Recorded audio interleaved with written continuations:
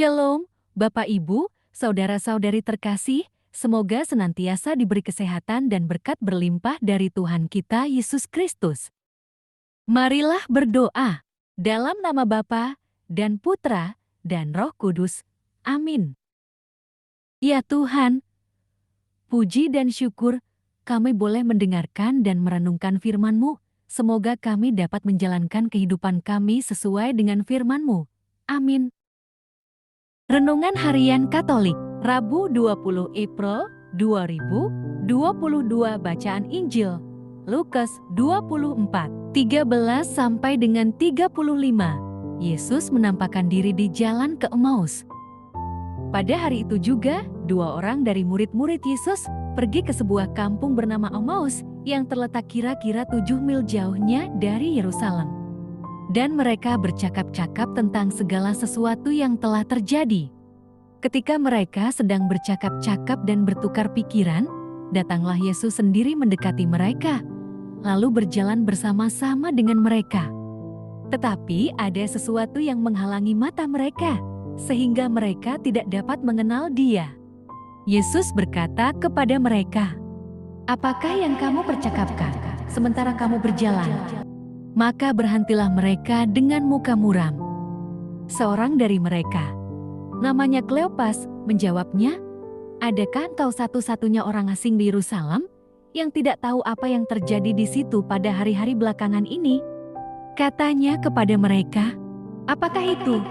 Jawab mereka, "Apa yang terjadi dengan Yesus orang Nazaret? Dia adalah seorang nabi yang berkuasa dalam pekerjaan dan perkataan di hadapan Allah dan di depan seluruh bangsa kami. Tetapi imam-imam kepala dan pemimpin-pemimpin kami telah menyerahkan Dia untuk dihukum mati dan mereka telah menyalibkannya. Padahal kami dahulu mengharapkan bahwa Dialah yang datang untuk membebaskan bangsa Israel. Tetapi sementara itu telah lewat 3 hari sejak semuanya itu terjadi. Tetapi beberapa perempuan dari kalangan kami telah mengejutkan kami.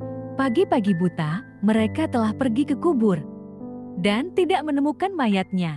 Lalu mereka datang dengan berita bahwa telah kelihatan kepada mereka malaikat-malaikat yang mengatakan bahwa Ia hidup.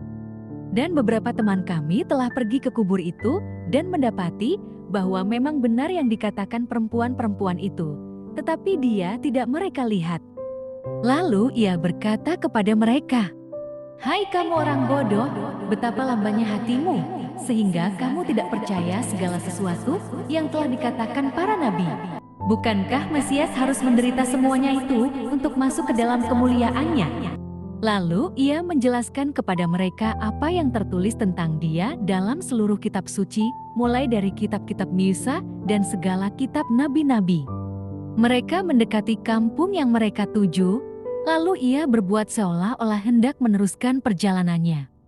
Tetapi mereka sangat mendesaknya. Katanya, "Tinggallah bersama-sama dengan kami, sebab hari telah menjelang malam dan matahari hampir terbenam." Lalu masuklah Ia untuk tinggal bersama-sama dengan mereka. Waktu Ia duduk makan dengan mereka, Ia mengambil roti, mengucap berkat, lalu memecah-mecahkannya dan memberikannya kepada mereka. Ketika itu terbukalah mata mereka, dan mereka pun mengenal Dia, tetapi Ia lenyap dari tengah-tengah mereka. Kata mereka seorang kepada yang lain, "Bukankah hati kita berkobar-kobar ketika Ia berbicara dengan kita di tengah jalan, dan ketika Ia menerangkan kitab suci kepada kita?" Lalu bangunlah mereka dan terus kembali ke Yerusalem. Di situ, mereka mendapati ke-11 murid itu. Mereka sedang berkumpul bersama-sama dengan teman-teman mereka. Kata mereka itu, "Sesungguhnya Tuhan telah bangkit dan telah menampakkan diri kepada Simon."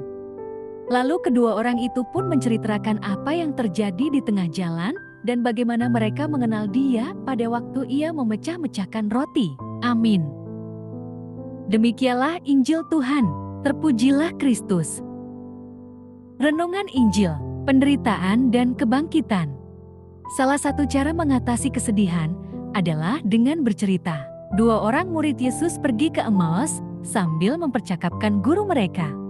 Percakapan mereka bisa jadi adalah cara untuk menyalurkan kesedihan atau meringankan beban kedukaan.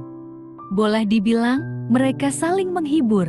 Ketika sedang bercakap-cakap, mereka tidak menyadari kehadiran Kristus. Mereka lupa ajaran Yesus mengenai penderitaan dan kebangkitannya. Padahal, mereka telah menghabiskan banyak waktu mendengarkan pengajaran Yesus. Namun, bukan berarti mereka tidak mengenalinya. Hati mereka sangat peka, meskipun dikatakan lamban. Mereka mengenali Yesus dari caranya berbicara, mengambil roti, mengucap berkat, lalu memecah-mecahkannya dan memberikannya kepada mereka.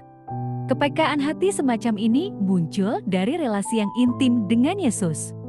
Upaya untuk lebih mengenal Yesus Kristus perlu kita lakukan dengan sungguh-sungguh, dengan tekun berdoa kepadanya. Hati kita diasah menjadi semakin peka untuk mengenali suaranya. Dengan mengasihi sesama, kita belajar untuk menerapkan kasih Tuhan Yesus di dalam hidup kita.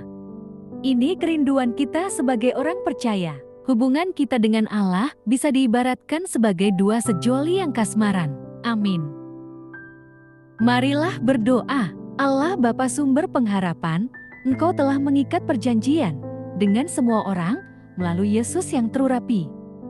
Semoga kami selalu berpegang teguh pada Dia dan berkembang menjadi umat yang patuh setia dengan pengantaraan Yesus Kristus, Putramu, Tuhan kami, yang bersama Dikau dalam persatuan Roh Kudus, hidup dan berkuasa, Allah sepanjang segala masa. Amin. Dalam nama Bapa, Putra, dan Roh Kudus. Amin.